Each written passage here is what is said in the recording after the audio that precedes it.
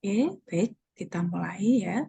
Pelayanan kesehatan reproduksi dalam situasi darurat bencana. Oke, mungkin ibu-ibu ada yang sudah familiar gitu ya. Jadi kalau dalam kondisi yang wajar, kondisi yang baik-baik saja, ya, pelayanan kesehatan reproduksi sudah kita bahas di pertemuan yang lalu terkait pelayanan kesehatan reproduksi yang terpadu, gitu ya, baik esensial maupun komprehensif. Nah, bagaimana jika di situasi darurat bencana? Kalau kita melihat bahwa potensi alam yang ada di Indonesia, potensi daerah geografis ya begitu. Indonesia merupakan daerah yang memang rawan bencana begitu. Nah, menyiasati hal tersebut ya kalau kita melihat terkait dengan hak asasi manusia, hak seksual, hak reproduksi ya tetap dalam kondisi apapun harapannya kebutuhan dari manusia ya kebutuhan dari perempuan ya kebutuhan dari ibu hamil bersalin itu tetap terpenuhi gitu. Ya, jadi kebutuhan seksual, kesehatan reproduksi itu bisa terpenuhi meskipun dalam keadaan darurat gitu ya. Jadi tidak hanya perawatan kesehatan ibu hamil dan bersalin ya, tetapi misalnya nih kalau remaja, putri atau wanita usia subur yang mengalami menstruasi itu juga memiliki kebutuhan ya untuk personal hygiene terkait dengan uh, penyediaan pembalut seperti itu. Nah, itu salah satu contoh gitu. Jadi area atau ranah dari pelayanan kesehatan reproduksi ya sesuai dengan yang kita sudah bahas kemarin, tapi ini kita terapkan jika dalam kondisi situasi bencana seperti apa begitu ya.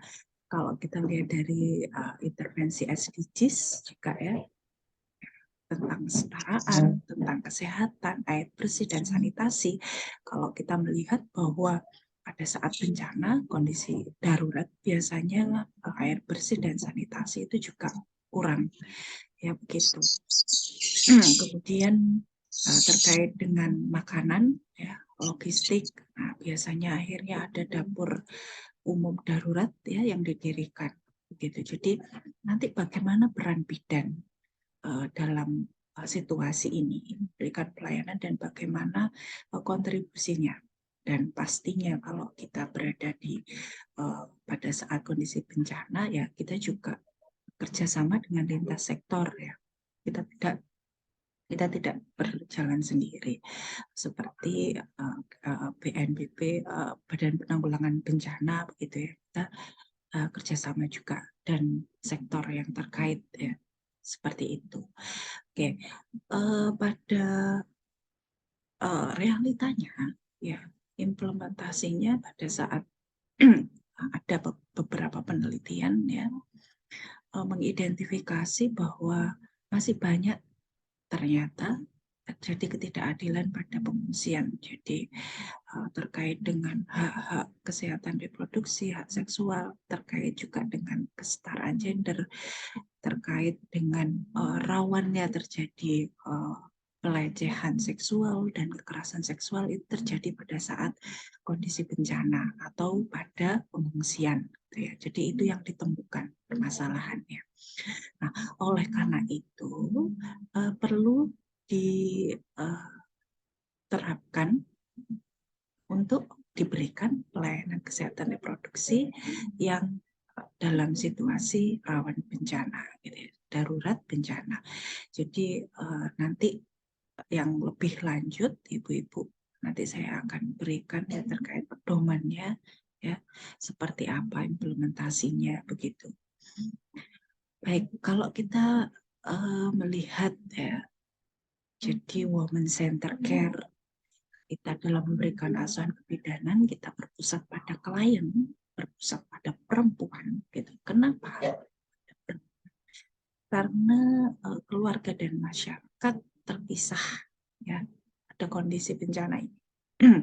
Kemudian mekanisme perlindungan pelayanan kesehatan otomatis terganggu gitu ya. Itu bahkan tidak berfungsi. Nah, oleh karena itu biasanya kita membutuhkan bala bantuan gitu dari daerah lain gitu ya untuk melakukan pelayanan kesehatan, perlindungan, pendidikan, gitu ya, healing juga, support psikologis, kondisi trauma, misalnya seperti itu. Nah, kemudian dukungan masyarakat juga tidak berfungsi. Nah, ini juga perempuan lebih rentan daripada laki-laki, karena kondisi adanya bencana, begitu. Nah, kalau kita melihat misalnya di kamp-kamp pengungsian, kalau laki-laki kan misalnya dia mau tidur di mana saja kan, ya ini ya Bu ya, aman ya. Nah, kalau perempuan itu ya paling enggak ya harus ada tempat yang tertutup seperti itu, privacy gitu ya. Kemudian termasuk sandang ya, pakaian gitu yang dipakai kalau misalnya bencana dia nggak ada pakaian, itu kan juga rentan ya perempuan di dalam pada saat dia kondisi misalnya harus beristirahat di mana gitu. Jadi memang lebih rentan posisi perempuan dan anak-anak di masa bencana ini. Oke, nah dari hasil survei, dari hasil studi, nah ternyata memang perempuan itu dari satu di antara tiga, dari tiga ada satu yang mengalami kekerasan. Ya. Jadi kekerasan ini meningkatkan situasi krisis. Jadi sudah kondisinya situasinya bencana, nah tapi ditambahi adanya kekerasan gitu ya. Nah, kalau kita melihat bencana, jadi di sini yang dimaksud situasi darurat bencana ini tidak hanya dilihat dari musibah atau bencana alam Ibu gitu ya. Jadi bencana ini bisa karena bencana alam, bisa karena peperangan, ya, seperti itu. Jadi yang karena alam ataupun karena konflik ya, adanya konflik peperangan. Nah, ini yang bisa terjadi. Oke. Jadi kalau kita concernnya ya bidang memberikan asuhan kebidanan, ya kita melihat perempuan itu sebagai pusat gitu ya, sebagai woman center care, pusat dari asuhan yang kita berikan. Oke, baik. Nah, pada saat situasi krisis ini resikonya meningkat, gitu ya, karena mati ya, logistik mati, nggak ada distribusi logistik, kemudian kadang listrik juga mati, air bersih tidak ada pelayanan kesehatan, pastinya puskesmas tutup, rumah sakit tutup, gitu ya Bu. Nah, sehingga kebutuhan misalnya pada saat ibu hamil membutuhkan pemeriksaan kehamilan, kemudian ibu yang saatnya menggunakan alat kontrasepsi misalnya waktunya suntik ulang misalnya itu juga tidak terpenuhi gitu.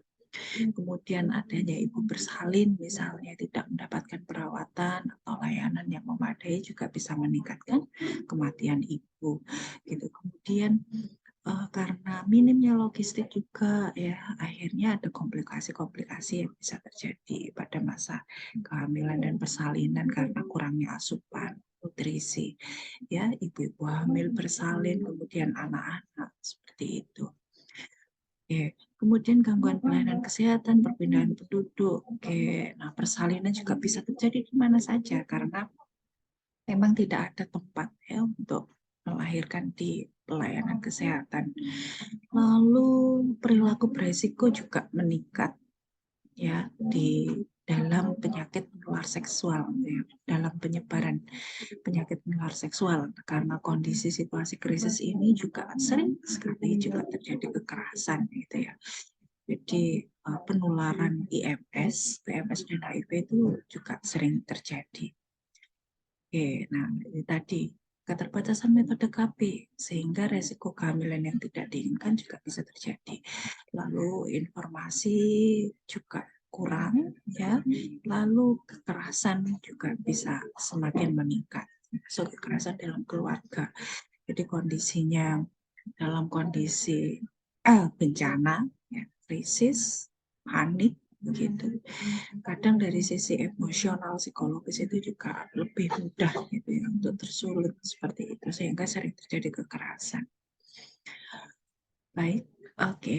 Nah, bagaimana dari semua risiko itu kita perlu menerapkan pelayanan kesehatan reproduksi yang dalam situasi krisis, ya, gitu ya. Namanya penerapannya adalah PPAM, yaitu paket pelayanan minimum kesehatan reproduksi. Jadi ada dua, ya, PPAM. Kemudian ada PPAM kesehatan reproduksi remaja. PPAM Kespro ini dalam konteksnya umum, kesehatan reproduksi remaja juga ada sendiri gitu ya. Karena kalau kita sudah belajar yang pada waktu lampau ya, dalam memberikan asuhan remaja, remaja itu memiliki karakteristik tersendiri sehingga juga perlu acuan atau panduan tersendiri untuk remaja. Oke, namanya PPAM, Bu. Ya, kalau ngomong PPAM ini kalau dari sisi istilah gitu ya, namanya paket pelayanan awal minimum. Ya, namanya awal minimum. Ya, awal minimum. Jadi awal itu ya segera, minimum ya masih terbatas gitu ya. Paling nggak ada gitu Bu. Meskipun nggak lengkap, ya ada.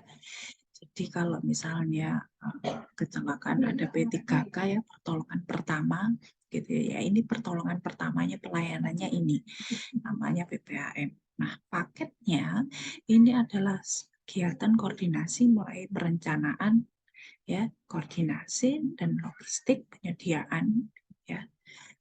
Nah, pelayanan dalam memberikan pelayanan kesehatan reproduksi. Ini concernnya kita ke kesehatan reproduksi ya, Bu, gitu.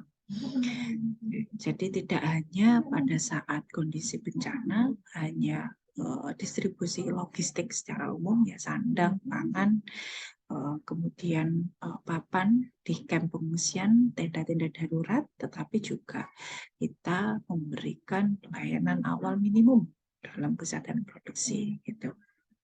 Oke, misalnya apa? Misalnya nih ada sanitasi kit atau ini menstrual kit gitu ya. Jadi kalau ada remaja yang menstruasi ataupun wanita usia subur yang menstruasi, juga secara logistik kita sediakan alat pembalut seperti itu. Targetnya siapa? Jadi target sasarannya adalah kelompok rentan Kespro. Ya, kalau kita lihat di sini ya mulai dari bayi baru lahir, ibu hamil, bersalin, postpartum, menyusui, anak-anak, anak perempuan remaja, wanita usia subur, juga orang dengan HIV/AIDS itu. Ya, jadi ODA juga masuk di sini. Gitu. Nanti apa saja pelayanannya? Termasuk kalau misalnya ODA ya terkait dengan terapi ARV ya, perawatan terapi ARV, penyediaan obat ARV juga disediakan gitu. Nah, untuk kelompok sasaran lainnya adalah balita dan lanjut usia. Oke, nah kapan pelaksanaannya? Jadi ini sistemnya pakai PPAM ini, jadi ada pra, tanggap, sama pasca. Jadi sebelum misalnya sebelum terjun ya, ke daerah atau daerah yang daerah bencana, itu sebelumnya dibentuk ya seperti kelompok atau tim gitu ya Bu ya, tim namanya subcluster Kespro. Jadi di sini dibangun tim ya, direncanakan nanti apa saja yang perlu disediakan ya, kemudian kira-kira kesiapsiagaannya. Jadi misalnya terkait dengan volunteer atau tenaga sukarela gitu ya, kalau misalnya tenaga kesehatan siapa yang bisa, yang siap siaga untuk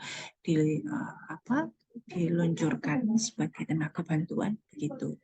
Oke, tanggap daruratnya ya diterapkan ya paket pelayanannya. Jadi ada standar-standarnya nanti. Paskanya ya perencanaan yang secara komprehensif yang terintegrasi dalam pelayanan kesehatan dasar. Jadi tadi kan masih minimum ya Bu ya. Nah, nanti dia setelah kalau sudah krisis berlalu, yang mulai dibentuk, ditapaki lagi ke pelayanan kesehatan dasar dan diberikan asuhan yang lebih lengkap lagi, lebih menyeluruh begitu. Oke, ini adalah komponen-komponennya ya yang ada di PPAM. Ada 9 gitu ya Bu. Oke, nanti bisa dibaca ya. Ya, mulai dari yang pertama koordinator KESPRO gitu ya. Biasanya kalau di area ini Ibu Bidan gitu ya, salah satunya bisa juga menjadi koordinatornya yang mengkoordinasi pelaksanaan. Oke, kemudian komponennya juga harapannya di situasi krisis tidak terjadi kekerasan seksual, makanya kita cegah. Lalu kalau kesakitan, ada kematian, harapannya bisa dikurangi ya dan dicegah penularannya akibat HIV gitu ya. Jadi ada juga penyediaan kondom. Kemudian mencegah meningkatnya kesakitan kematian ya dengan memberikan ya standar pelayanan yang sesuai di kondisi darurat. Misalnya ada pelayanan pertolongan persalinan, pemeriksaan kehamilan gitu ya Bu di tenda darurat itu gitu. Kemudian mencegah kehamilan yang tidak diinginkan ya, dengan penyediaan alat kontrasepsi seperti itu. Kesehatan pada komponen 6, kesehatan reproduksi remaja itu kita melibatkan remaja. Ya, jadi remaja kita libatkan dalam situasi ini sebagai kayak bahasanya kalau kita ya kayak kader dilibatkan gitu dalam memberikan informasi itu juga bergerak gitu ya dalam memberikan bantuan ya di pada saat tanggap darurat ini gitu. Oke. Nah, 7, 8, 9 ini adalah pengembangan ya dari komponen 1 sampai 6 gitu. Jadi dikembangkan di PPAM di Indonesia karena mengikuti ya dari sasaran yang ada di Indonesia. Oke, prinsipnya pastinya ya kita humanity, prinsip kemanusiaan netral, jadi nggak memihak. Misalnya ini adalah perang ya, kita terkait dengan politik ras, gitu nggak boleh memihak dalam permusuhan. Jadi kita concernnya adalah kemanusiaan, tidak berpihakan, lalu ke independen gitu. Oke, nah bagaimana peran bidan? Nanti saya pengen sharing mungkin ibu ada yang pernah melakukan pelayanan kesehatan reproduksi pada saat tanggap bencana, nanti tolong ya mungkin bisa sharing. Oke, yang pertama peran bidan adalah aktivasi koordinasi kesehatan reproduksi. Jadi perannya ya, sebagai koordinator melaporkan terkait permasalahan-permasalahan di lingkup kesehatan reproduksi, lalu terkait dengan sumber daya, logistik, gitu ya. Ketersediaan sumber daya ini nggak hanya secara logistik, sumber daya manusia juga, gitu ya, memastikan ketersediaan dan juga distribusi logistik kebidanan. Gitu ya. Jadi ini yang dilakukan dan kita pastinya koordinasi dengan berbagai pihak ya kita juga bisa melakukan advokasi jika diperlukan dan koordinasi kepada pihak lain gitu ya. Kemudian yang kedua adalah pencegahan dan penanganan kekerasan berbasis gender. Apa yang bisa kita lakukan? Kita bisa melakukan edukasi kepada perempuan yang terdampak tentang apa? Tentang kesehatan reproduksi termasuk KB, informasi layanan, medis korban, penanganan kekerasan seksual, kemudian pemberian profilaksis kontrasepsi darurat, gitu ya. Nah, ini juga tes-tes khusus ya Bu. Lalu dukungan psikologis awal bagi penyintas perkosaan. Apabila telah terjadi kekerasan, yaitu kita perlu kolaborasi juga. Biasanya tenaga ya tim tenaga kesehatan biasanya juga ada psikolog gitu yang menjadi volunteer, ada dokter Kayak ada bidan, ada perawat, ada psikolog gitu ya. Biasanya yang apa, diturunkan ke daerah tanggap darurat gitu. Kemudian mekanisme rujukan ya apabila memang tidak bisa ditangani di tahap pemberian awal, ya jika memungkinkan ya kita melakukan rujukan gitu ya. Jadi dievakuasi ke tempat yang aman dan ditangani atau dilayani di pelayanan kesehatan di daerah yang tidak terjadi krisis. Oke. Yang ketiga adalah mencegah penularan penyakit menular seksual. Ya, jadi informasi ketersediaan ARV. Jadi kalau misalnya ada udah Bu, gitu ya. Jadi di sana juga kita list ya layanan terkait dengan layanan ARV yang membutuhkan juga itu. Harapannya bisa memanfaatkan ini. Menerapkan kewaspadaan standar pastinya.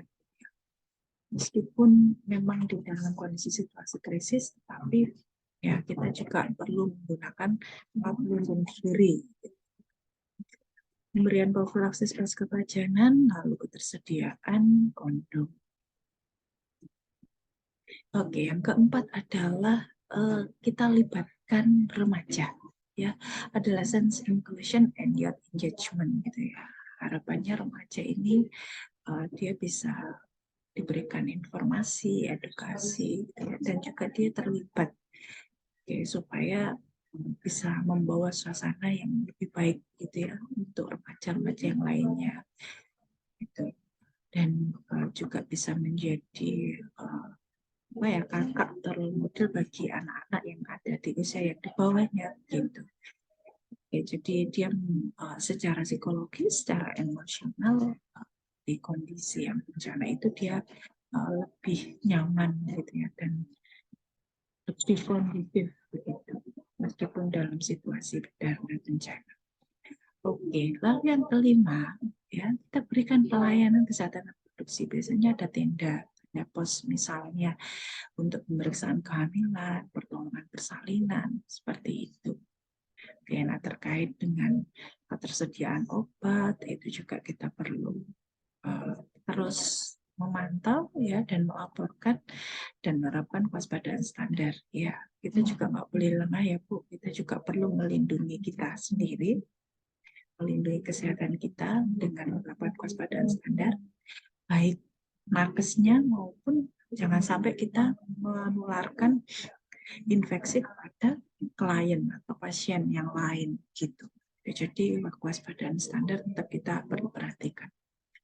Oke, kemudian yang keenam ya mencegah kehamilan tidak diinginkan seperti yang berkelainan KB, memfasilitasi pelibatan masyarakat, melaporkan tersediaan alat kontrasepsi seperti itu. Oke, ini ada salah satu statement ya dari seorang bidan yang ada di Palu. Ya, waktu itu di Palu, di Sulawesi Tengah ya Bu, terjadi gempa waktu itu. Gempa. Ya, jadi pada saat itu ini namanya bidannya namanya Muswina. Ya, Muswina ini dia mengatakan, jadi ini in English ya karena ini programnya dari UN PBB. Ya, jadi dia mengatakan myself and two other midwife have safely assist. Jadi dia ya Mbak ini Musfina ini Ibu Musfina ini dan dua teman bidannya ya pada saat kondisi gempa di Palu dia telah menolong persalinan sebanyak 20 kelahiran gitu ya di maternity tent. Jadi di tenda Spro ini tenda maternitas ya. Jadi dia sudah menolong 20 kelahiran. Yeah. We love doing our job because we live among this community. Jadi dia dengan ya karena ini memang tugasnya, ya, panggilan jiwanya, tugasnya, dia mencintai pekerjaannya. Gitu. Dan memang uh, dia memang asli orang sana juga, ya, hidup bersama komunitas atau masyarakat di sana. Bahkan rumahnya sendiri juga terdampak karena gempa, jadi rusak juga karena gempa. Jadi seperti di Palu, di Aceh, waktu itu kalau di Aceh itu kan tsunami itu hilang gitu ya. Jadi benar-benar sangat sangat dahsyat waktu di situ gempa besarnya. Gitu. Jadi meskipun Ibu Musfina ini juga sebenarnya adalah korban ya, maksudnya adalah korban di bencana itu, tetapi sebagai profesional karena panggilan jiwanya, dia juga sebagai profesi sebagai bidan, dia melakukan secara sukarela untuk membantu menolong persalinan juga di tenda darurat maternitas. Jadi itu untuk materi hari ini, Bu Ibu, sebenarnya singkat ya. Mungkin ada yang mau didiskusikan atau mungkin dari yang saya jelaskan, mungkin ibu-ibu ada yang mau sharing, Bu. Ini referensi bacaan lanjutan ya. Kalau untuk pedomannya ini ada beberapa, jadi mungkin kalau dibutuhkan di pedoman situasi krisis secara teknis atau lebih detailnya bisa dibaca di pedoman-pedoman ini. Baik, silakan ibu-ibu, mungkin ada yang mau sharing, Bu. Adakah ibu-ibu bidan di sini yang pernah memberikan pelayanan di kondisi darurat atau bencana, atau mungkin ada yang pernah jadi sukarelawan atau memang pernah ditugaskan gitu. Monggo, silakan Bu, kita sharing biar sama-sama melengkapi. Gitu. Monggo.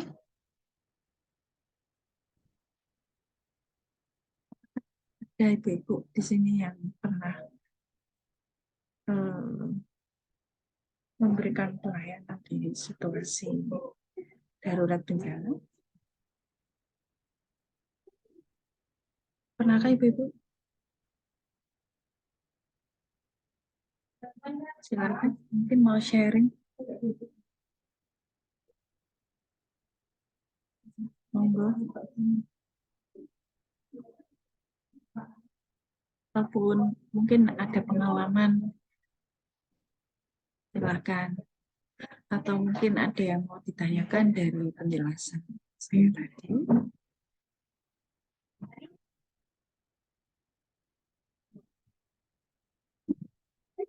Ibu masih bersama saya?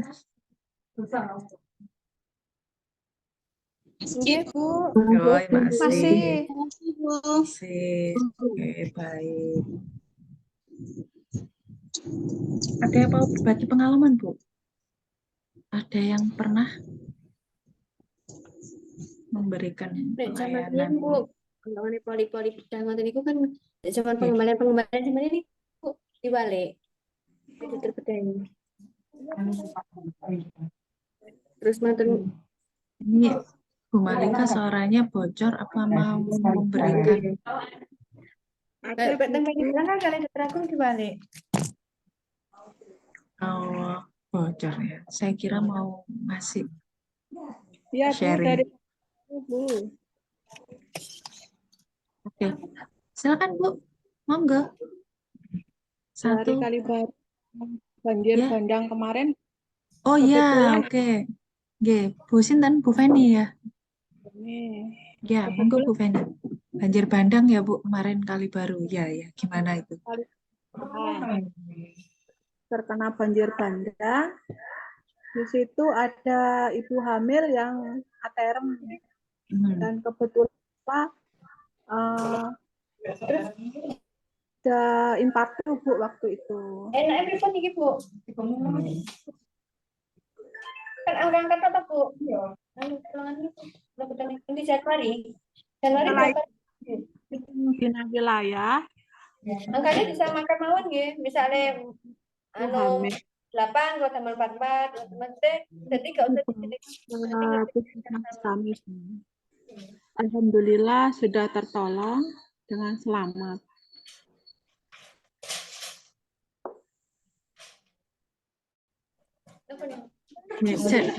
Jadi kondisinya waktu itu pertolongan persalinannya gimana Bu? Di persalinan puskesmas apa gimana? Atau di rumah warga, Bu kebetulan Feni? puskesmasnya dekat, jadi kami bawa ke puskesmas. Setelah dari puskesmas ditempatkan di sekolah, Bu. Kebetulan itu rumahnya hilang sama sekali. Sehat, alhamdulillah sehat. Alhamdulillah ya. Oke. Oke. Ya, Oke, Bu, yang terima menolong itu, nggih. Yang menolong Bu Feni waktu itu, Bu. yang Oke, berapa? nolong dan Teman. lainnya, Bu. Oke. G berapa, Bu? Oke. B berapa? G1. Oke, 1. Tapi alhamdulillah lancar ya. Oke, alhamdulillah lahir. Seperti peralatan dan lain sebagainya tersedia, Bu, atau ala kadarnya waktu itu? Karena Kalau kan alhamdulillah waktu itu sudah datang, Bu, semua kayak sudah ya. Pampers, semua, nggih. Dari alat-alat makan pun semua datang semua, Bu. Tidak Oke. kurang, cuma rumahnya aja yang hilang. Ya, ya, ya, ya. Memang cukup menantang ya dalam situasi darurat seperti itu. Gitu. Jadi memang biasanya kan kita lengkap ya sesuai dengan ini, sesuai dengan standar, sudah tempatnya sudah ada. Dalam kondisi seperti ini ya memang membutuhkan ya seni ya, membutuhkan kesiapsiagaan ya, mental juga begitu. Dan di situasi darurat pastinya juga berbeda ya kalau dari manajemen diri begitu, manajemen dalam menghadapi klien gitu ya, dalam menghadapi lingkungan, karena berbeda dengan situasi yang biasanya seperti itu gitu ya. Jadi ya memang dibutuhkan apa ya, tenaga yang sudah terlatih dan memang dari sisi sense namanya panggilan jiwanya itu ya memang senang membantu. Kadang orang-orang saya memang salut terhadap kayak sukarelawan ya, kalau ada tugas-tugas misalnya kondisi bencana itu langsung siap siaga turun gitu, karena tidak semua orang gitu ya siap secara mental gitu, karena dari sisi psikologis gitu ya, fisik psikologis itu kan memang berkali-kali lipat gitu ya, secara emosional gitu. Itu juga akan lebih sensitif gitu dalam menghadapi kondisi ini, sehingga memang yang dibutuhkan ya tenaganya juga terlatih dan juga memang secara passion atau di dalam ada panggilan jiwanya memang untuk membantu sesama di kondisi ini. Jadi seperti itu. Saya kira itu, ibu-ibu. Mungkin sebelum saya tutup ada yang